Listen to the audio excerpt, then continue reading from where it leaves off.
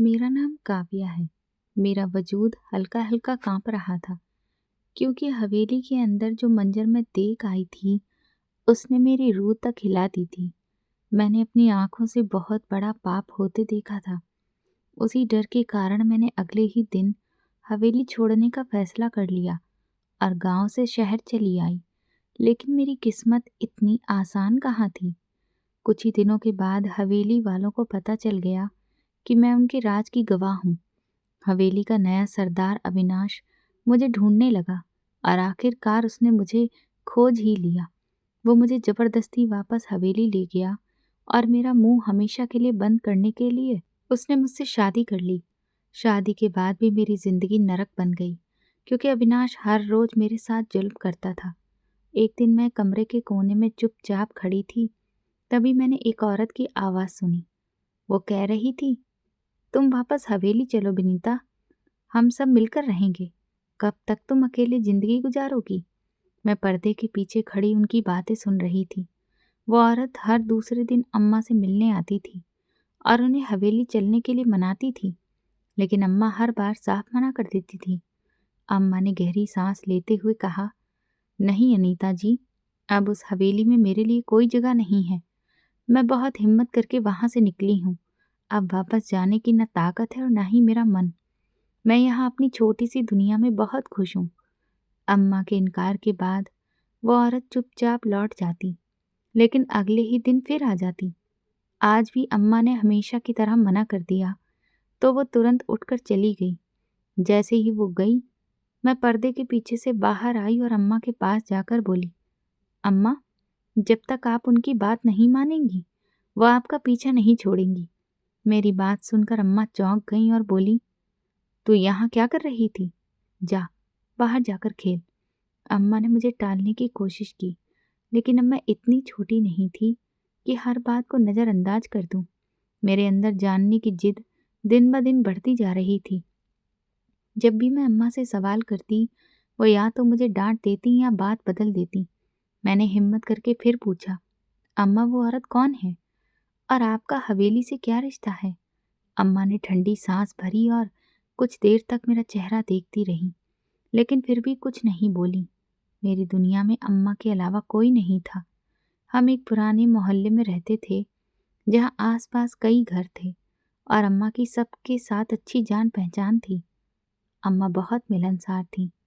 जो भी उनसे एक बार मिल लेता, वो उनका अपना बन जाता। लेकिन मैं बिल्कुल अम्मा के उलट थी। ना मुझे लोगों से ज़्यादा बात करना पसंद था और ना ही किसी से घुलना मिलना। घर में जब भी कोई औरत अम्मा से मिलने आती, तो मैं किसी कोने में छिप जाती, ताकि मुझे उनसे बात ना करनी पड़े।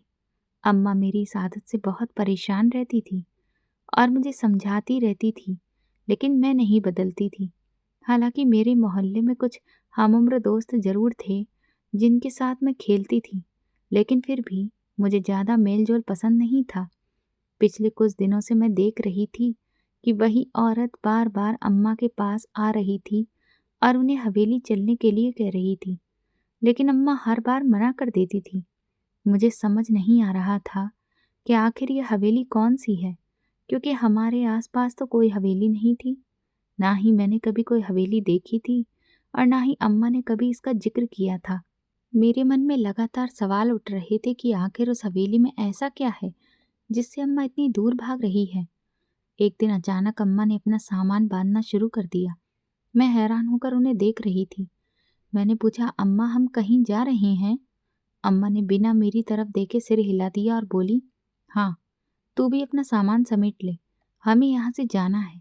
मैं और भी हैरान हो गई कि अचानक ऐसा क्या हो गया कि हमें घर छोड़ना पड़ रहा है। अम्मा ने जल्दी जल्दी अपना सामान बांधा और मेरा भी एक छोटा सा पोटला बना दिया। फिर हम किसी का इंतज़ार करने लगे। थोड़ी ही देर में वही औरत अपनी गाड़ी लेकर आ गई, जो हर बार अम्मा को हवेली चलने के लिए कहती थी। इस बार अम्मा ने कोई विरोध नहीं किया। उन्होंने चुपचाप अपना सामान उठाया, मेरा हाथ पकड़ा और मुझे लेकर गाड़ी में बैठ गई। उस वक्त मुझे नहीं पता था कि हम जिस रास्ते पर जा रहे हैं, वो मेरी ज़िंदगी को हमेशा के लिए बदलने वाला है। जब घर के दरवाजे पर ताला लगा दिया गया, तो गाड़ी अपनी मंजिल की तरफ चल पड़ी। मैं अम्मा के पास सिमट कर बैठी थी और मन ही मन घबराई हुई थी। अम्मा ने मुझे मेरी सहेलियों से मिलने का भी मौका नहीं दिया था। हम इतने समय से इस मोहल्ले में रह रहे थे। अम्मा की अपनी पहचान थी, उनकी अपनी जान पहचान वाली औरतें थीं, लेकिन अम्मा ने किसी से मिलना भी जरूरी नहीं समझा। न किसी को बताया, न किसी से कुछ कहा। बस चुपचाप सामान उठाया और अनीता जी के साथ चल पड़ी। अम्मा के सामान से साफ लग रहा था कि अब उनका वापस लौटने का कोई इरादा नहीं है। मैं अंदर ही अंदर बहुत उत्सुक थी कि आखिर वो हवेली कैसी होगी, क्योंकि मैंने अपनी सहेलियों से सुन रखा था कि हवेली बहुत बड़ी होती है, वहाँ बहुत जगह होती है खेलने के लिए। मेरा मन करता था कि अम्मा मुझे भी वहाँ ले जाए, लेकिन अब सच में हम हवेली ही जा रहे थे तो मेरा दिल डर से भर गया था। इतने बड़े घर में मैं कैसे रहूंगी? वहाँ कितने लोग होंगे और मैं उनसे कैसे बात करूंगी? ये सोचकर ही मैं घबरा रही थी। लेकिन अम्मा ने एक बार भी मेरे बारे में नहीं सोचा। ना ही उन्होंने मुझसे कहा कि हम कहाँ जा रहे हैं या क्यों जा रहे हैं। मैं चुपचाप उनके पास बैठी रही और न जाने कब मेरी आंख लग गई। मुझे पता ही नहीं चला। जब गाड़ी अचानक एक झटके से रुकी तो मेरी आंख खुली। मैंने इधर उधर देखा तो अम्मा ने कहा, चल नीचे उतर, हम पहुंच गए हैं। मैं उनके साथ नीचे उतरी और सामने खड़ी उस बड़ी और शानदार हवेली को देखकर हैरान रह गई। तभी किसी ने जोर से कहा, देखो विनीता जी वापस आ गई हैं। और वो अंदर बाकी लोगों को बताने के लिए भाग गया। मैं अम्मा के साथ अंदर गई तो वहाँ कई लोग अपने अपने कमरों से निकल कर आ गए थे और आंगन में खड़े होकर हमें देख रहे थे। अम्मा वहाँ बैठे सबसे बुजुर्ग आदमी के पास गई और उनके सामने सिर झुका लिया। उस आदमी ने अम्मा के सिर पर हाथ फेरते हुए कहा, आ ही गई तू वापस, तुझे तो लौट कर आना ही था। आखिर ये तेरा अपना घर है। फिर उन्होंने मेरी तरफ इशारा करते हुए पूछा, ये कौन है? अम्मा ने धीरे से कहा, ये मेरी बेटी काव्या है। ये सुनकर वहां मौजूद सभी लोग हैरान रह गए। किसी ने कहा, तुम्हारी बेटी भी है? अनीता जी ने तो हमें कभी बताया नहीं। इस बार एक आदमी बोला। अम्मा ने शांत लेकिन मजबूत आवाज में कहा, उन्हें शायद पता नहीं होगा, लेकिन ये मेरी बेटी है। अम्मा की बात सुनकर सब चुप हो गए। तभी एक औरत आगे बढ़ी और बोली, आओ मेरे साथ आओ, और अम्मा का हाथ पकड़कर हमें एक कमरे तक ले गई। उसने दरवाजा खोलते हुए कहा, आज से ये कमरा तुम दोनों माँ बेटी का है, अब तुम यहीं रहोगी। अम्मा ने चुपचाप अपना सामान बिस्तर पर रख दिया और मैं हैरानी से सब कुछ देख रही थी। वो औरत मेरे पास आई, मेरे सिर पर हाथ फेरते हुए बोली, डरने की जरूरत नहीं है, ये तुम्हारा ही घर है, यहाँ आराम से रहना। और मुस्कुराकर अम्मा के कंधे पर हाथ रखकर बाहर चली गई। मैं अम्मा के पास खड़ी थी और चारों तरफ कमरे को देख रही थी। मैंने फिर पूछा, अम्मा ये सब लोग कौन हैं? लेकिन हमेशा की तरह अम्मा चुप रही। मुझे उनसे जवाब मिलने की उम्मीद भी नहीं थी, क्योंकि अम्मा अक्सर मेरे सवालों से बचती थी। जो अम्मा बाहर के लोगों से इतनी बातें करती थीं, वही मेरे सामने चुप हो जाती थी। कुछ देर बाद अम्मा ने धीरे से कहा, ये तेरे पिता का घर है। मैं ये सुनकर चौंक गई, क्योंकि पहली बार अम्मा ने मेरे सवाल का जवाब दिया था। मैं तुरंत उनके पास आकर बोली, क्या ये पापा का घर है? अम्मा ने सिर हिलाया और बोली, हाँ, जो बूढ़े आदमी कुर्सी पर बैठे थे वो तेरे दादा हैं और एक तेरे ताऊ ताई हैं। बस उनके बच्चे नहीं हैं। ये सुनकर मेरे मन में और भी कई सवाल उठने लगे, लेकिन इस बार मैं चुप थी, क्योंकि मुझे एहसास हो गया था कि इस हवेली में सिर्फ बड़ा घर ही नहीं बल्कि बहुत सारे राज भी छिपे हुए हैं। लेकिन अब कोई और सवाल मत पूछ, अभी इतना ही जानना तेरे लिए काफी है। अम्मा ने मुझे रोक दिया तो मैं चुप हो गई। मैं अंदर से हैरान थी कि मेरे इतने सारे रिश्तेदार इस दुनिया में मौजूद थे, फिर भी मैं और अम्मा आज तक अकेले ही जीते रहे, और अम्मा ने मुझे कभी उनके बारे में कुछ नहीं बताया। मेरे दादा और ताऊ भी मुझे देखकर उतने ही हैरान थे। उन्हें तो ये तक नहीं पता था कि उनकी कोई भतीजी भी है। सबके चेहरों पर यही सवाल था कि विनीता की बेटी। मैं कुछ देर तक इन्हीं ख्यालों में खोई रही, फिर खुद को संभाल कर कमरे से बाहर निकल आई। मैं धीरे धीरे पूरी हवेली में घूमने लगी, हर कोने को ध्यान से देखने लगी। वहां हर कोई अपने अपने काम में व्यस्त था, किसी को मुझसे कोई मतलब नहीं था। मैं चुपचाप सब जगह देखती रही और फिर वापस अपने कमरे में आ गई। अम्मा बिस्तर पर लेटी हुई थी और गहरी सोच में डूबी थी। अचानक मेरी नींद खुली तो मैंने देखा कि अम्मा दरवाजे पर खड़ी थी और बाहर कोई आदमी उन्हें कुछ कागज देकर चला गया था। अम्मा उन कागजों को लेकर अंदर आईं तो मैं तुरंत उठकर बैठ गई। अम्मा ने मुझे जागा हुआ देखा तो थोड़ा चौंक गई। मैंने पूछा, अम्मा, वो कौन था और ये क्या है? अम्मा ने थके हुए अंदाज में कागज मेज पर रख दी और बोली, इन पर अंगूठा लगाना है। मैंने फिर पूछा, लेकिन ये किस तरह के कागज हैं? अम्मा ने बेपरवाही से कहा, मुझे नहीं पता और ना ही मुझे जानने में कोई दिलचस्पी है। उन्होंने बुलाया तो मैं आ गई। शायद ये हवेली और जमीन जायदाद के कागज हैं जो ये लोग मेरे नाम से अपने नाम करवाना चाहते हैं। अम्मा की बात सुनकर मैं उन्हें देखती रह गई। मैंने हिम्मत करके कहा, लेकिन अम्मा, इस जायदाद पर आपका भी तो हक है और मेरा भी। मेरी बात सुनकर अम्मा एकदम चौंक गई और मेरी तरफ देखने लगी। मैंने आगे कहा, अगर पापा इस हवेली के बेटे थे तो जैसे ताऊ का हक है वैसे ही पापा का भी हक था। अब मैं इतनी छोटी नहीं रही थी कि इन बातों को समझ न सकूं। मुझे साफ समझ आ गया था कि अम्मा को यहाँ पर बुलाने का असली मकसद क्या था। ये लोग चाहते थे कि अम्मा अपने सारे हक छोड़ दें ताकि भविष्य में ना वो और ना मैं कभी इस जायदाद पर दावा कर सकें। अम्मा को इन चीज़ों से कोई लगाव नहीं था। वो तो पहले ही सब छोड़कर जा चुकी थी। लेकिन हवेली वाले कोई जोखिम नहीं लेना चाहते थे। उन्हें डर था कि कभी ना कभी हम अपना हक मांग सकते हैं। इसलिए वो सब कुछ अभी ही अपने नाम करना चाहते थे। हमें इस हवेली में आए 3 साल से भी ज़्यादा समय हो चुका था। इन सालों में मैंने बहुत कुछ सीखा, लेकिन मेरी कोई खास अहमियत नहीं थी। मैं जैसे इस घर में होते हुए भी नहीं थी। मैं ज़्यादातर अपने कमरे में बंद रहती या फिर अकेले ही हवेली के गलियारों में घूमती रहती। यहाँ के लोग अपने अपने कामों में व्यस्त रहते। किसी को मुझसे कोई मतलब नहीं था। अम्मा भी अब ज़्यादातर चुप रहने लगी थी। वो अपने काम से काम रखती और कमरे में ही रहती। एक दिन उन्होंने मुझसे कहा, तुझे इन सब से क्या लेना देना? हम जब इस हवेली में नहीं रह रहे थे तब भी तो ठीक थे। उनकी बात सुनकर मैं चुप हो गई, लेकिन मेरे दिल में अब सवालों का तूफान और भी तेज हो चुका था, क्योंकि मुझे अब एहसास हो गया था कि इस हवेली में सिर्फ दीवारें ही नहीं बल्कि बहुत सारे छुपे हुए सच भी हैं जो एक दिन जरूर सामने आएंगे।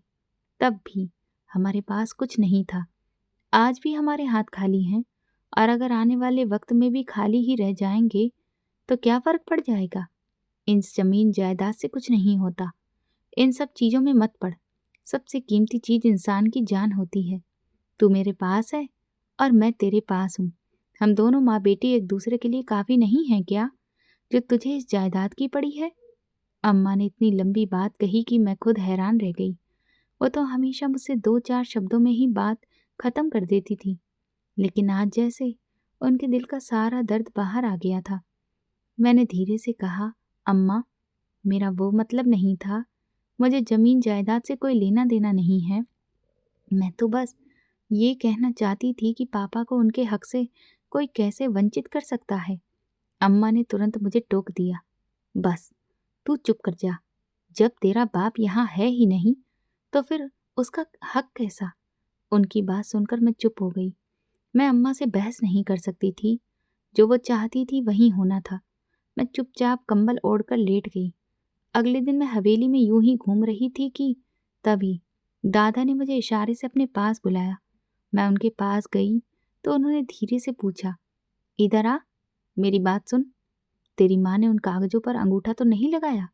मैं समझ गई कि वो उन्हीं कागजों की बात कर रहे हैं जो ताऊ के आदमी ने अम्मा को दिए थे। मैंने कहा, मुझे नहीं पता, लेकिन लगता है लगा देंगी। उन्होंने कहा था कि उन्हें जमीन जायदाद से कोई मतलब नहीं है। दादा ने मेरी बात ध्यान से सुनी और फिर गंभीर होकर बोले, मेरी बात ध्यान से सुन। तू अपनी माँ को समझा देना। उसे मेरा संदेश दे देना कि वो उन कागजों पर बिल्कुल अंगूठा ना लगाए। उनकी बात सुनकर मैं चौंक गई और पूछा, लेकिन क्यों? अम्मा तो कहती हैं कि उन्हें इन सब चीज़ों में कोई दिलचस्पी नहीं है। दादा ने कहा, मैंने भी उसे पहले मना किया था। मैंने तुरंत कहा, मैंने भी मना किया था क्योंकि मुझे पता है कि मेरे पापा का भी उतना ही हक है जितना ताऊ का है। किसी को भी उसके हक से वंचित नहीं करना चाहिए, चाहे वो मेरे पापा हो या ताऊ। सबको बराबर का हक मिलना चाहिए। मेरी बात सुनकर दादा मुझे हैरानी से देखने लगे और बोले, तेरी माँ ने तुझे कुछ नहीं बताया? मैं उनकी बात समझ नहीं पाई और पूछा, क्या नहीं बताया? दादा ने बात टालते हुए कहा, कुछ नहीं, तू बस जाकर मेरा संदेश अपनी माँ को दे दे और उसे कहना कि डरने की जरूरत नहीं है। अब मैं उसके साथ हूँ, उसे अकेला नहीं छोड़ूंगा। दादा की बात सुनकर मैं तुरंत अम्मा के पास भागी और हाँफते हुए बोली, अम्मा, दादा कह रहे हैं कि तुम उन कागजों पर अंगूठा मत लगाना। लेकिन अम्मा ने कोई जवाब नहीं दिया। मैंने उन्हें 2-3 बार पुकारा, अम्मा, अम्मा, लेकिन वो बिल्कुल चुप रही। मैं घबरा गई। अम्मा तो रात को भी ठीक से नहीं सो पाती थी, तो इस वक्त इतनी गहरी नींद कैसे सो रही थी? मैंने उन्हें जोर से हिलाया, लेकिन उनका शरीर बिल्कुल ठंडा था। मैं समझते हुए भी समझ नहीं पा रही थी, मानने को तैयार नहीं थी कि अम्मा मुझे छोड़कर जा चुकी थी। मेरा रो रो कर बुरा हाल हो गया। मुझे यकीन ही नहीं हो रहा था कि अम्मा मुझे इतनी जल्दी छोड़कर चली जाएंगी। वो ऐसी नींद सोईं कि फिर उठ नहीं सकी। हवेली लोगों से भरी हुई थी, लेकिन अपने होते हुए भी मैं बिल्कुल अकेली हो गई थी। अम्मा न जाने मुझे किसके सहारे छोड़कर चली गई थी, और उस पल मुझे पहली बार महसूस हुआ कि इस बड़ी हवेली में मेरा कोई भी नहीं है। मेरी आंखें अब रो रो कर सूख चुकी थीं, लेकिन दिल का दर्द कम होने का नाम नहीं ले रहा था। दादा फटी फटी आंखों से अम्मा की अर्थी को देख रहे थे। ऐसा लग रहा था कि इस पूरी हवेली में अगर किसी को मेरे बाद सबसे ज्यादा दुख था तो वो दादा ही थे। जब अम्मा को अंतिम संस्कार के लिए ले जाया गया तो मैं बिल्कुल टूट गई। अम्मा के जाने के बाद वो कमरा एकदम सूना हो गया था। मैं कमरे में आई और अम्मा को ना पाकर फूट फूट कर रो पड़ी। मेरे होंठों पर बस एक ही सवाल था, अम्मा मुझे इतनी जल्दी छोड़कर क्यों चली गई? लेकिन हमेशा की तरह इस बार भी मुझे कोई जवाब नहीं मिला। मैं पूरी हवेली में बेचैन घूमती रहती। अब यहाँ मेरा बिल्कुल भी मन नहीं लगता था। मुझे लगता था कि इससे बेहतर तो वो पुराना मोहल्ला था, जहाँ अम्मा की सहेलियाँ कम से कम इस दुख के समय मेरा साथ तो दे देती। यहाँ तो किसी को मेरी परवाह ही नहीं थी। कभी कभी मैं दादा के पास जाकर बैठ जाती, लेकिन वो भी ज्यादातर खामोश रहते, मुझसे ज्यादा बात नहीं करते, तो मैं चुपचाप वापस आ जाती। एक दिन मैं यूं ही हवेली में घूमते हुए दादा के कमरे के पीछे से गुजरी तो मुझे अंदर से कुछ अजीब सी आवाजें सुनाई दी। वो आवाजें सामान्य नहीं थी, इसलिए मैं तुरंत खिड़की के पास जाकर रुक गई और धीरे से अंदर झांकने लगी। कमरे में ताऊ के अलावा कोई और भी था, और वो दोनों दादा को डरा धमका रहे थे। मैंने खिड़की का पर्दा थोड़ा सा हटाकर देखा तो अचानक ताऊ ने दादा के सिर के नीचे से तकिया खींचा और उनके मुंह पर रखकर जोर से दबा दिया। दादा के पैर पूरी तरह से तड़प रहे थे, वो चटपटा रहे थे। मेरा डर के मारे बुरा हाल हो गया।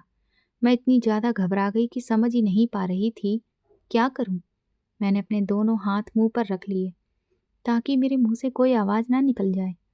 जब ताऊ ने तकिया और जोर से दबाया तो मैं वहां से भागी ताकि किसी को मदद के लिए बुला सकूं, लेकिन आसपास कोई भी नहीं था। मैं दौड़कर दादा के कमरे में पहुंची तो ताऊ मुझे देखकर एकदम सन्न रह गए, और उनके साथ खड़ा उनके दोस्त का बेटा अविनाश भी वहीं खड़ा था। मैं दोनों को घबराई नजरों से देख रही थी और वो मुझे देखकर हैरान थे। ताऊ तुरंत बोले, देखो, पता नहीं पिताजी को क्या हो गया है, ये हिल क्यों नहीं रहे। इतना कहकर वो बाहर निकल गए और अविनाश भी उनके पीछे पीछे चला गया। कुछ ही देर में ताऊ की पत्नी भी वहां आ गई और रोने धोने लगी। पिताजी हमें छोड़कर चले गए। मैं वहां बिल्कुल जड़ होकर खड़ी थी। मैं अपनी आंखों से इतना बड़ा पाप होते हुए देख चुकी थी। उन्होंने अपने ही पिता को मार डाला था, लेकिन मैं किससे कहती? अगर कहती भी तो क्या कोई मेरी बात पर यकीन करता? ताऊ बार बार मुझे घूर रहे थे। उन्हें शायद अंदाजा हो गया था कि मैंने सब कुछ देख लिया है। वो मेरे चेहरे से समझने की कोशिश कर रहे थे कि मुझे कितना सच पता है। मैं चुपचाप दादा की अर्थी के पास बैठ गई। किसी को उन दोनों पर जरा सा भी शक नहीं हुआ। किसी ने ये जानने की कोशिश तक नहीं की कि दादा की मौत कैसे हुई। उसी वक्त मुझे कुछ दिन पहले का वो मंजर याद आया जब अम्मा की अर्थी भी ऐसे ही इस कमरे में रखी थी और दादा गुमसुम बैठे थे। अचानक मेरे मन में एक ख्याल आया, कहीं अम्मा की मौत के पीछे भी किसी का हाथ तो नहीं था। मुझे याद आया कि अम्मा ने उन कागजों पर अंगूठा लगाया था या नहीं। ये मुझे कभी पता ही नहीं चला, क्योंकि उनकी मौत के बाद वो कागज भी गायब हो गए थे। और मैंने खुद ताऊ को दादा से कहते हुए सुना था, अगर तुम हमारे रास्ते में आए तो तुम्हें भी ऊपर पहुंचा देंगे। अब मुझे सब कुछ साफ समझ आने लगा था। ये पूरा खेल उसी जमीन जायदाद का था जिसके लिए ये लोग किसी भी हद तक गिर सकते थे। काश उस वक्त कोई सच्चाई जान पाता और पुलिस को बुला लेता, तो मैं बिना डरे सब कुछ बता देती कि दादा को किसने मारा था। मैंने धीरे से एक नज़र ताऊ पर डाली तो पाया कि उनकी नज़रें मुझ पर ही टिकी हुई थीं। उसी पल मेरे मन में डर और गहरा गया। कहीं अगला निशाना मैं तो नहीं। मेरा पूरा शरीर कांप रहा था। दादा के साथ जो हुआ उसने मुझे अंदर तक हिला दिया था। मैंने अपनी आंखों से एक और बड़ा पाप होते देखा था। उसी रात मैंने तय कर लिया कि अब मुझे इस हवेली में एक पल भी नहीं रहना है। यहाँ रहना मतलब अपनी जान खतरे में डालना था। वैसे भी अम्मा अब इस दुनिया में नहीं थी और दादा ही एक ऐसे थे जो थोड़ा बहुत मेरा सहारा थे। लेकिन अब वो भी नहीं रहे। मैं यहाँ रहकर क्या करती? मैंने जल्दी जल्दी अपना थोड़ा सा सामान बांधा और जाने के लिए तैयार हो गई। तभी कमरे के दरवाजे पर दस्तक हुई। मैंने डरते डरते दरवाज़ा थोड़ा सा खोला और बाहर झांका। सामने अविनाश खड़ा था। उसने ठंडी आवाज़ में कहा, अंकल बुला रहे हैं तुम्हें। और बिना कुछ कहे और वो वहाँ से चला गया। मेरा दिल जोर जोर से धड़कने लगा। मुझे समझ नहीं आ रहा था कि अब क्या करूं। मैंने तुरंत अपने कपड़ों की पोटली उठाई और चुपके से पीछे वाले दरवाजे की तरफ बढ़ी। छुपते छुपाते मैं हवेली से बाहर निकल आई और बिना पीछे देखे भागती चली गई। मैं सीधे शहर आ गई और अपने पुराने मोहल्ले में पहुंची। वहां जाकर मैं अपनी एक पड़ोसन के घर पर रहने लगी। जब मैंने उन्हें अम्मा की मौत के बारे में बताया तो उनकी सारी सहेलियां भी दुखी हो गईं। लेकिन अब मेरे सामने सबसे बड़ा सवाल था कि आगे क्या करूं। मैं सारी जिंदगी किसी के घर पर तो नहीं रह सकती थी।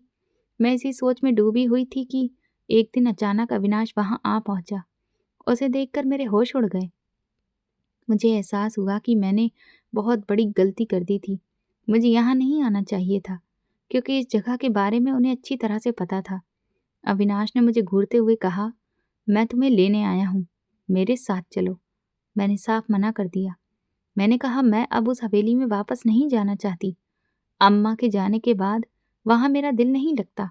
मैं यहीं रहना चाहती हूँ। लेकिन उसने मेरी एक न सुनी।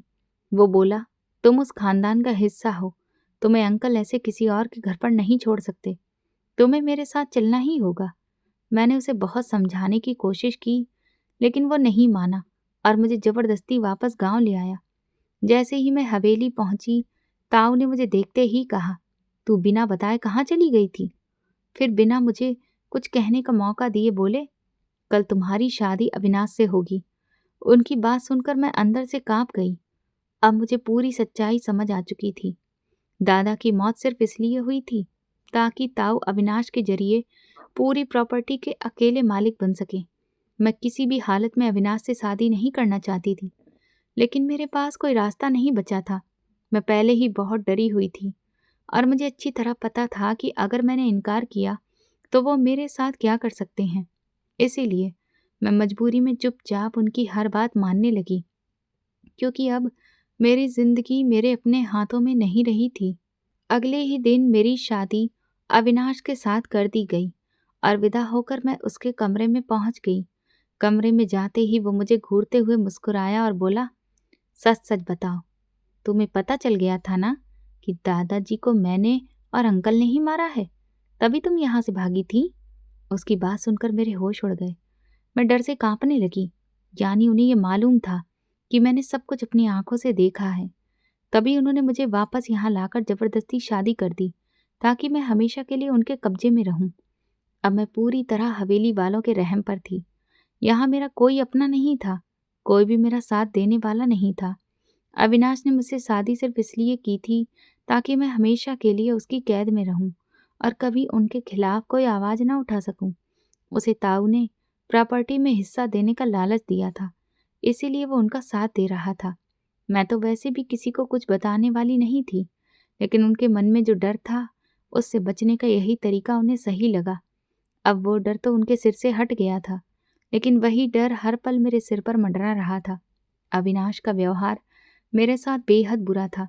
दिन भर वो अपने कामों में व्यस्त रहता और रात को घर आकर मुझ पर जुल्म करता। मेरे दिल में उसके लिए सिर्फ नफरत थी। मुझे पता था कि वह सही मौके की तलाश में है और जैसे ही उसे मौका मिलेगा वो मुझे भी खत्म करने से पीछे नहीं हटेगा। शायद वो सही समय का इंतजार कर रहा था। एक दिन वो कुछ कागजात लेकर मेरे पास आया और बोला, इन पर दस्तखत कर दो। मैं चौंक गई और पूछा, ये कैसे कागज हैं? मेरी बात सुनकर वो गुस्से में आ गया और बोला, ज्यादा सवाल मत करो, जितना कहा है उतना करो। उसने कागज मेरे सामने रख दिए और दिखाने लगा कि कहाँ कहाँ साइन करने हैं। मैं अंदर ही अंदर सब समझ चुकी थी। पहले अम्मा से अंगूठा लगवाकर उन्हें रास्ते से हटाया गया, फिर दादा को मार दिया गया और अब शायद मेरी बारी थी। अगर मैं भी इन कागजों पर साइन कर देती तो शायद मैं भी उनके किसी काम की नहीं रह जाती और वो मुझे भी खत्म कर देते। यही सोचकर मैंने उसी वक्त फैसला कर लिया कि अब मुझे यहाँ से भागना होगा। जैसे ही अविनाश किसी काम से बाहर गया, मैं तुरंत उठी। मेरे पास ज्यादा वक्त नहीं था। मैंने जल्दी से उन कागजों को अपने पल्लू में छुपाया और हवेली के पिछले दरवाजे से बाहर निकल गई। फिर बिना पीछे देखे दौड़ पड़ी। मेरा सीधा रुख रेलवे स्टेशन की तरफ था। मुझे जितनी जल्दी हो सके यहाँ से दूर निकलना था, क्योंकि अब यह हवेली मेरे लिए सिर्फ मौत का घर बन चुकी थी। इस बार मैं शहर बदलकर मुंबई आ गई थी। यहाँ हम बहुत पहले रहा करते थे, लेकिन फिर अचानक क्या हुआ था ये मुझे ठीक से याद नहीं था। बस इतना याद था कि पापा के ना रहने के बाद अम्मा मुझे लेकर दूसरे शहर चली गई थी। मुझे अपने पुराने इलाके का नाम याद था, इसलिए ट्रेन से उतरकर मैंने टैक्सी ली और उसी तरफ निकल पड़ी। वहां पहुंचकर मुझे लगा जैसे समय ठहर गया हो। सब कुछ वैसा ही था जैसा मैं बचपन में छोड़कर गई थी। मेरे दिमाग में पुराने दिन घूमने लगे जब मैं यहाँ अपने पापा के साथ खेला करती थी। मेरी आंखें नम हो गईं। अब न पापा थे न अम्मा और मैं अकेली जिंदगी के इस अजीब मोड़ पर खड़ी थी। मुझे समझ नहीं आ रहा था कि आगे मेरे साथ क्या होने वाला है। इस शहर में मैं किसी को नहीं जानती थी। बस एक नाम याद था, मनोज चाचा। अम्मा और पापा अक्सर उनका जिक्र किया करते थे। मैंने सोचा कि अगर वो मिल जाएं तो उनकी मदद से मैं कोई किराए का घर लेकर रह सकती हूँ। मैं अपने साथ कुछ पैसे और अपने जेवर भी ले आई थी जो मुझे शादी में दिए गए थे, इसलिए मुझे उम्मीद थी कि कुछ समय तक मेरा गुजारा हो जाएगा। मैंने कई घरों के दरवाजे खटखटाए और चाचा के बारे में पूछा, लेकिन कोई उन्हें नहीं जानता था। मैं इधर उधर भटकती रही और अपने दिमाग पर जोर डालकर पुराने घर को याद करने की कोशिश करती रही। तभी मेरी नज़र एक पुराने और टूटे फूटे दरवाजे पर पड़ी। मैंने हिम्मत करके वहां दस्तक दी। दरवाजा खुला तो सामने एक आदमी खड़ा था। उसने पूछा, किससे मिलना है? मैं थोड़ी देर चुप रही, फिर बोली, क्या यहाँ मनोज चाचा रहते हैं? उसने मुझे गौर से देखा और पूछा, आप कौन हैं? मैंने कहा, मैं उनकी दूर की रिश्तेदार हूँ, मुझे उनसे काम है। उसने मुझे अंदर आने का इशारा किया तो मैं खुशी खुशी अंदर चली गई। अंदर एक बूढ़ी औरत बैठी थी जो मुझे ध्यान से देखने लगी। मैंने कहा, मैं विनीता जी की बेटी हूँ, जो बहुत साल पहले इसी मोहल्ले में रहती थी। मेरी बात सुनकर उसे कुछ याद आया। उसने मुझे बैठने को कहा और पूछा, कैसे आना हुआ? क्या अपने बाप को ढूंढने आई हो? उसकी बात सुनकर मैं चौंक गई और बोली, नहीं, मेरे पापा तो अब इस दुनिया में नहीं हैं। मैं तो मनोज चाचा को ढूंढने आई हूँ। ये सुनकर वो औरत बोली, मनोज को मरे हुए तो कई साल हो गए। ये सुनकर मुझे गहरा झटका लगा। मैं तो बस उन्हीं का नाम जानती थी, अब मेरी मदद कौन करता? फिर उसने मुझसे कहा, तुम्हारे पापा की मौत कब हुई? मैंने कहा, कई साल हो गए, जब मैं बहुत छोटी थी। वो औरत मेरी बात सुनकर हैरान हो गई और बोली, नहीं, वो तो कुछ साल पहले ही यहाँ आए थे, तुम्हारी माँ के बारे में पूछ रहे थे। मैंने उन्हें बता दिया था कि वो तो बहुत पहले ही यहाँ से चली गई है। उसकी बात सुनकर मैं सन्न रह गई। ये कैसे हो सकता था? अगर मेरे पापा जिंदा थे तो अम्मा ने मुझसे झूठ क्यों कहा? वो इतने साल कहाँ थे? मेरे मन में सवालों का तूफान उठने लगा। तभी उस औरत ने मुझे एक कागज का टुकड़ा दिया जिस पर एक पता लिखा हुआ था। तुम्हारे पापा जाते समय ये पता लिख कर दे गए थे। मैंने इसे अब तक संभाल कर रखा है। लो, इस पते पर चली जाओ। हो सकता है तुम्हारी मुलाकात अपने पापा से हो जाए। ये सुनकर मेरे दिल की धड़कन तेज हो गई।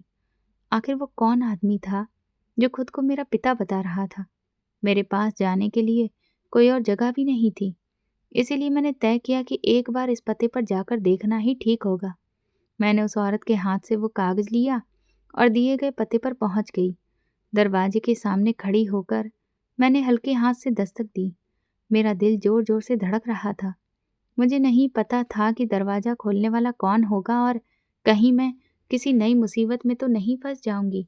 मैं इन्हीं ख्यालों में डूबी इंतजार कर रही थी कि तभी दरवाजा खुला और सामने एक उम्र दराज आदमी खड़ा था। उसने मुझे देखा और पूछा, जी, आपको किससे मिलना है?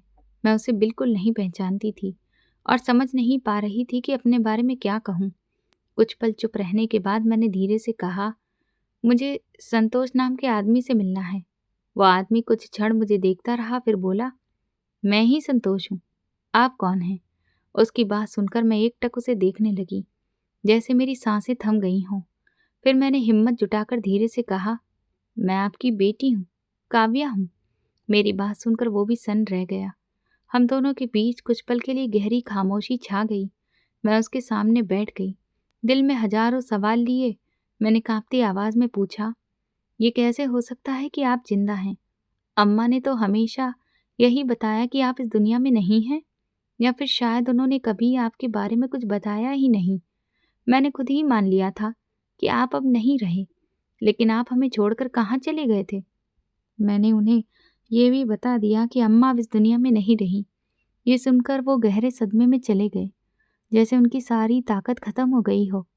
उन्होंने कुछ देर तक एक शब्द भी नहीं कहा, फिर भारी आवाज में बोले, बहुत लंबी और दर्द भरी कहानी है, मैं तुम्हें शुरू से बताता हूँ। उन्होंने अपनी बात आगे बढ़ाते हुए कहा, ये सब तब शुरू हुआ जब मेरी माँ की मौत के बाद मेरे पिता ने दूसरी शादी कर ली और मेरी सौतेली माँ को घर ले आए। मुझे ये बात बिल्कुल पसंद नहीं थी। मैं तब जवान था, समझदार था और हमारी जिंदगी भी ठीक चल रही थी। घर में पैसे की कोई कमी नहीं थी, नौकर चाकर थे। फिर भी पिता ने दूसरी शादी कर ली। उनके साथ उनका एक बेटा भी घर आ गया, जो मेरा सौतेला भाई बन गया। धीरे धीरे उसने घर पर अपना हक जमाना शुरू कर दिया। वो हवेली जो मेरी और मेरे पिता की थी, उस पर उसने और उसकी माँ ने ऐसा कब्जा किया कि हम दोनों को एक कोने में सिमट कर रहना पड़ा। घर में हर फैसला वही लोग लेने लगे और मेरे पिता भी उनकी बात मानने लगे। मैं खुद को अकेला और बेबस महसूस करने लगा। हालात इतने खराब हो गए कि मैंने हवेली छोड़ने का फैसला कर लिया, लेकिन पिता नहीं चाहते थे कि मैं घर छोड़ कर जाऊं। इसलिए मुझे बांध कर रखने के लिए उन्होंने मेरी शादी कर दी। मेरी पत्नी यानी तुम्हारी माँ बहुत अच्छी और समझदार औरत थी। उसने हर मुश्किल में मेरा साथ दिया, लेकिन माँ की मौत और सौतेली माँ के बर्ताव ने मुझे अंदर से तोड़ दिया था। मैं पूरी तरह से बिखर चुका था, मगर मेरी पत्नी ने मुझे संभाल लिया था। वह हर मुश्किल में मेरे साथ खड़ी रही। मैंने बहुत जल्दी समझ लिया था कि उसमें ना कोई लालच था और ना ही कोई दिखावा। वो दिल से साफ और सच्ची थी। दूसरी तरफ मेरी सौतेली माँ की नज़र सिर्फ जमीन जायदाद पर थी। वो हर हाल में सब कुछ अपने नाम करना चाहती थी और इसी कोशिश में लगी रहती थी। घर का माहौल मेरे लिए दिन ब दिन जहरीला होता जा रहा था, जिसे मैं और ज़्यादा बर्दाश्त नहीं कर सकता था। मुझे ज़मीन जायदाद से कोई मतलब नहीं था। मैं तो अपनी मेहनत से कमा कर खाने वाला इंसान था। लेकिन फिर भी मेरी सौतेली माँ और सौतेले भाई ने मुझे चैन से जीने नहीं दिया। वो चाहते थे कि मैं अपने हिस्से की सारी संपत्ति उनके नाम पर कर दूं। एक दिन मेरे सौतेला भाई मेरे पीछे पीछे आ गया और मुझसे उन कागजों पर दस्तखत करने को कहने लगा। मुझे लगा कि शायद पापा ने अपना हिस्सा उसके नाम पर कर दिया होगा, लेकिन जब मैंने कागज देखा तो उस पर पापा के साइन नहीं थे। उसने कहा, पहले तुम साइन कर दो, पापा से मैं खुद करवा लूंगा। लेकिन मुझे उसकी बात पर शक हुआ और मैंने साफ इनकार कर दिया।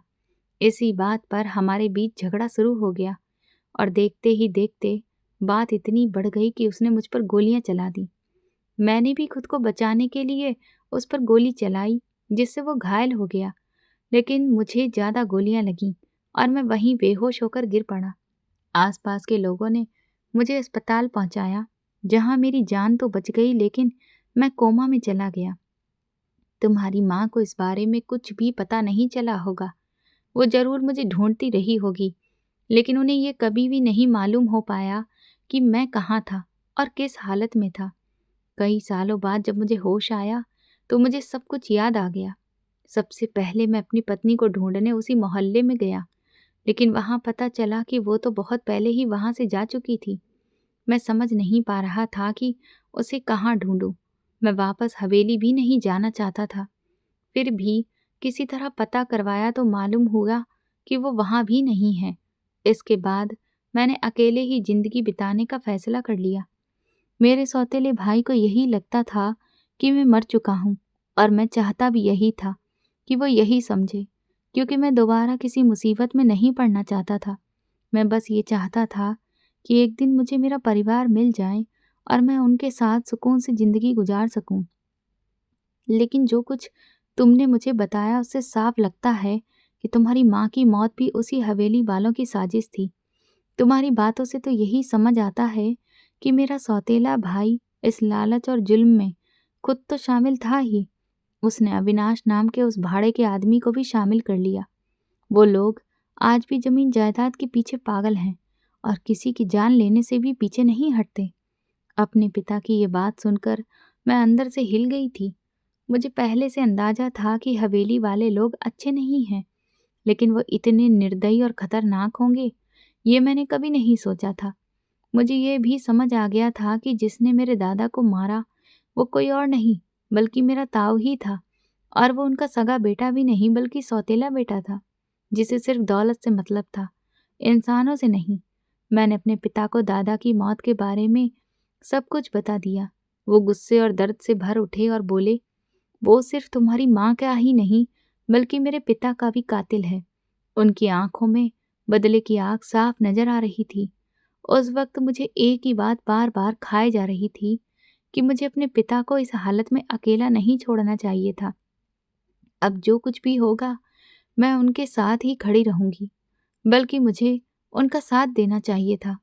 गलती मेरी भी थी। मैं पापा से भी रूठ गया था और मेरे दिल में उनके खिलाफ नफरत भर गई थी, क्योंकि उन्होंने दूसरी शादी करने का फैसला लिया था, जो मुझे बिल्कुल पसंद नहीं था। मगर सच तो ये था कि मुझे कम से कम उनका साथ नहीं छोड़ना चाहिए था। हम दोनों ने ही एक दूसरे का साथ नहीं दिया, और इसी का फायदा मेरे सौतेले भाई ने उठाया। उसे हमें नुकसान पहुंचाने का मौका मिल गया। मैं अपने पापा की पूरी कहानी सुनकर अंदर से हिल गई थी। उस समय मैं बहुत छोटी थी, इसीलिए मुझे पापा के बारे में कुछ भी याद नहीं था। मेरी पूरी जिंदगी अम्मा के साथ ही गुजरी थी। उन्होंने मुझे हर मुश्किल से बचा कर रखा और कभी पापा के बारे में कुछ नहीं बताया। शायद वो नहीं चाहती थी कि मैं परेशान हो जाऊं या मेरे मन में उलझनें पैदा हो। अब अम्मा इस दुनिया में नहीं थी, लेकिन मुझे मेरे पापा मिल गए थे। फिर भी उनके साथ जो कुछ हुआ उसका दर्द मुझे अंदर ही अंदर खाए जा रहा था। मैंने हिम्मत करके कहा, अब हमें कुछ करना होगा। आखिर कब तक हम उनका जुल्म सहते रहेंगे? अगर उन्हें मौका मिला तो वो आपको भी और मुझे भी मार डालेंगे। उन्हें तो ये भी नहीं पता कि आप जिंदा हैं, और मुझसे तो उन्हें कोई खतरा नहीं लगता।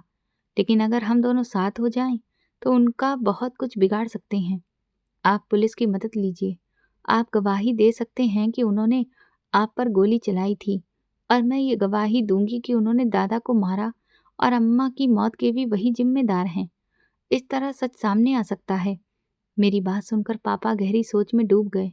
कुछ देर बाद उन्होंने कहा, हाँ, ये मुमकिन है। हमारे पास उनके खिलाफ पक्के सबूत तो नहीं हैं, लेकिन हमारी गवाही काफी हो सकती है। पुलिस जांच करेगी तो सच जरूर सामने आ जाएगा। इसके बाद मैंने और पापा ने एक बार फिर हवेली की तरफ जाने का फैसला किया।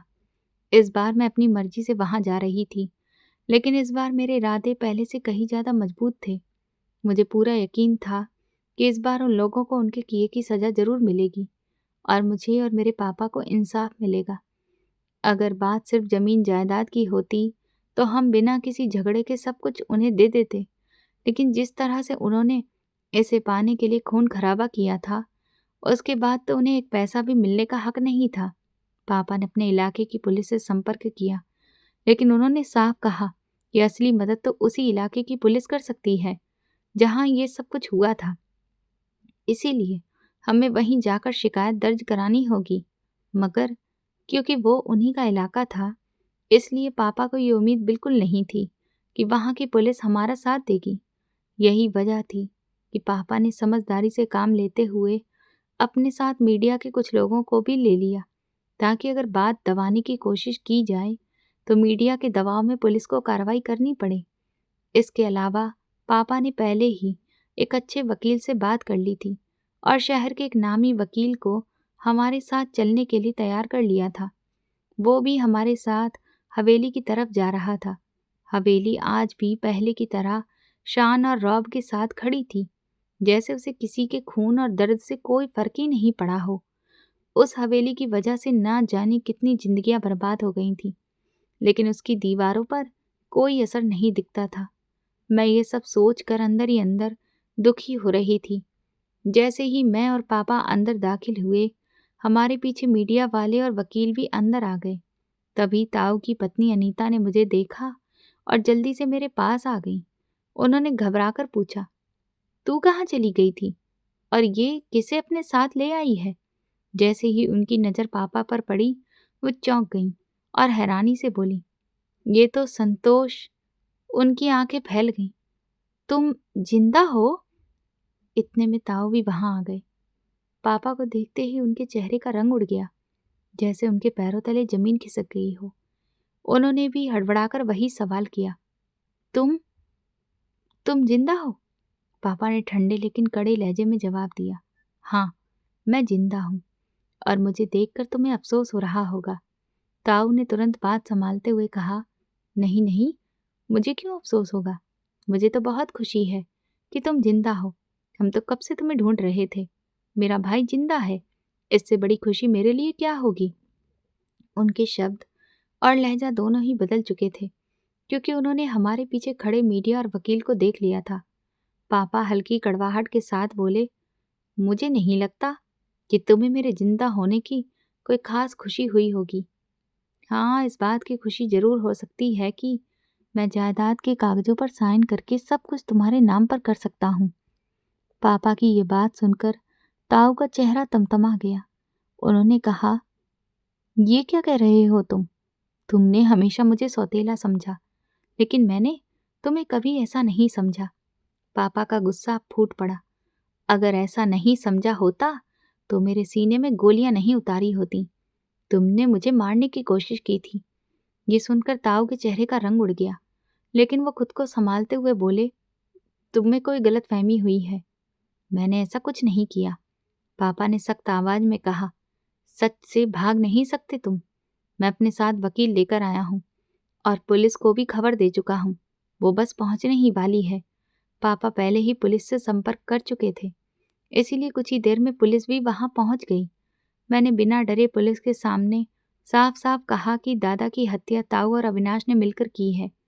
मैंने बताया कि मैंने अपनी आंखों से देखा था कि उन्होंने दादा के मुंह पर तकिया रखकर उनकी सांसें रोक दी थीं। ताऊ और अविनाश लगातार इनकार करते रहे, लेकिन हमारे साथ वकील और मीडिया मौजूद थे, इसलिए पुलिस पर दबाव साफ नजर आ रहा था। आखिरकार पुलिस ने दोनों को गिरफ्तार कर लिया।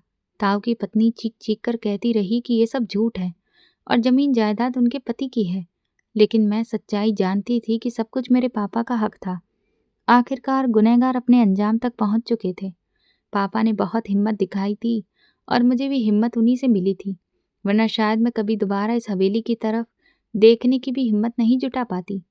पुलिस उन दोनों को पकड़कर ले गई और पहली बार मुझे लगा कि शायद अब हमें सच में इंसाफ मिलने वाला है। कुछ समय बाद उन्होंने अपने सारे जुर्म कबूल कर लिए। वो सिर्फ दादा के ही नहीं, बल्कि मेरी माँ के भी कातिल थे। मुझे पहले से ही शक था, लेकिन जब सच सामने आया तो दिल टूट गया। काश मैं अम्मा को बचा पाती, मगर मुझे बिल्कुल भी अंदाजा नहीं था कि उन्होंने कब और कैसे उन पर वार किया। ये सोचकर मेरा दिल बैठ जाता था। मैंने ताऊ की पत्नी से साफ कह दिया कि वो अपना सामान लेकर इस हवेली से चली जाए। ऐसे लोगों के लिए यहाँ कोई जगह नहीं थी, जिन्होंने मेरी माँ और मेरे दादा की जान ली थी। मैंने जितना जुल्म सहा था वो काफ़ी था। अब और सहने की ताकत मुझ में नहीं बची थी। पापा भी उस हवेली में नहीं रहना चाहते थे और सच कहूँ तो मेरा भी वहाँ मन नहीं लगता था। उस हवेली में हमेशा से झगड़े और बुराइयां ही पनपती आई थीं और उसी जमीन जायदाद ने सब कुछ बर्बाद किया था। इसलिए पापा ने फैसला किया कि वो हवेली और बाकी सारी जमीन जायदाद बेच देंगे। उन्होंने सब कुछ बेच दिया और सारा पैसा समेटकर मुझे लेकर नए शहर आ गए। मैं भी उनके साथ खुशी खुशी चली आई, क्योंकि उस जगह से मेरा दिल भर चुका था। वहां रहकर मुझे हमेशा एक अजीब सा डर और घुटन महसूस होती थी। कभी कभी मैं सोचती कि अगर अम्मा ने वहां जाने का फैसला ना किया होता तो शायद वो आज जिंदा होती। लेकिन शायद किस्मत को कुछ और ही मंजूर था। अम्मा ने अपनी पूरी जिंदगी अकेले काटी थी।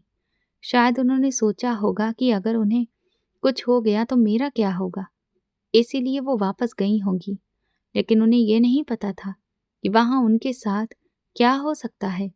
खैर, जो हुआ बहुत बुरा हुआ, लेकिन जब गुनाहगारों को सजा मिली तो मेरे दिल को थोड़ा सुकून जरूर मिला। मैंने पापा के साथ एक नई जिंदगी शुरू करने का फैसला किया। अविनाश के साथ मेरी शादी जबरदस्ती हुई थी। मैं कभी इस रिश्ते के लिए तैयार ही नहीं थी। वह हमेशा मेरे साथ गलत व्यवहार करता था और अब तो ये भी साफ हो चुका था कि वो एक अपराधी है। ऐसे इंसान के साथ मैं अपनी जिंदगी कैसे गुजार सकती थी। इसलिए जब वो जेल में था तो मैंने अदालत के जरिए उससे तलाक ले लिया और हमेशा के लिए उस रिश्ते से मुक्त हो गई। अब मैं पापा के साथ रह रही थी। पापा मुझे अपने और अम्मा के पुराने किस्से सुनाते, जिन्हें सुनकर मैं हैरान रह जाती थी, क्योंकि अम्मा ने कभी मुझे ये सब नहीं बताया था। शायद वो मुझे किसी भी तरह की तकलीफ नहीं देना चाहती थी, इसीलिए उन्होंने पापा का जिक्र ही नहीं किया, या फिर शायद उन्हें खुद भी उन यादों से दर्द होता था। मैं चाहती थी कि गुनहगारों को सख्त से सख्त सजा मिले और जब उनका जुर्म साबित हुआ तो अदालत ने उन्हें उम्र कैद की सजा सुना दी। आखिरकार हमें इंसाफ मिल गया, लेकिन इस इंसाफ तक पहुंचने के लिए हमें बहुत कुछ सहना पड़ा और बहुत कुछ खोना भी पड़ा। पापा ने अपने पास का ज़्यादा पैसा दान कर दिया ताकि वो ज़रूरतमंद लोगों के काम आ सके और दादा और अम्मा की आत्मा को शांति मिल सके। कुछ समय बाद पापा ने एक छोटी सी दुकान खोल ली और उसे धीरे धीरे बड़ा कर लिया। अब हमारी जिंदगी आराम से गुजर रही थी। मैं भगवान की शुक्रगुजार थी कि उन्होंने मुझे उस अंधेरे दौर से निकाल कर मेरे पापा का साथ दिया और मुझे एक नई शुरुआत करने का मौका दिया। तो दोस्तों, अगर आपको ये कहानी पसंद आई है और आप किस शहर से ये कहानी सुन रहे हैं, हमें कमेंट करके ज़रूर बताएं। वीडियो को लाइक करें, हाइप दें और ज़्यादा से ज़्यादा शेयर करें। चैनल पर नए हैं तो सब्सक्राइब करें और नोटिफिकेशन बेल दबाएं ताकि अगली अपडेट सबसे पहले आपको मिले। ये कहानी पूरी तरह से काल्पनिक है। इसमें दिखाए गए सभी पात्र, स्थान, घटनाएं और परिस्थितियां सिर्फ मनोरंजन के उद्देश्य से बनाई गई हैं। इस कहानी का किसी भी जीवित या मृत व्यक्ति, किसी परिवार, किसी हवेली, किसी शहर या किसी वास्तविक घटना से कोई भी संबंध नहीं है। कहानी में दिखाए गए अपराध, अत्याचार और पारिवारिक विवाद समाज में मौजूद बुराइयों को दिखाने और एक सीख देने के लिए प्रस्तुत किए गए हैं, ना कि किसी गलत काम को बढ़ावा देने के लिए। यदि इस कहानी का कोई भी भाग किसी वास्तविक घटना या व्यक्ति से मिलता जुलता लगे तो ये केवल एक संयोग मात्र होगा। इस कहानी का उद्देश्य केवल दर्शकों को भावनात्मक रूप से जोड़ना, जागरूकता फैलाना और मनोरंजन करना है। धन्यवाद।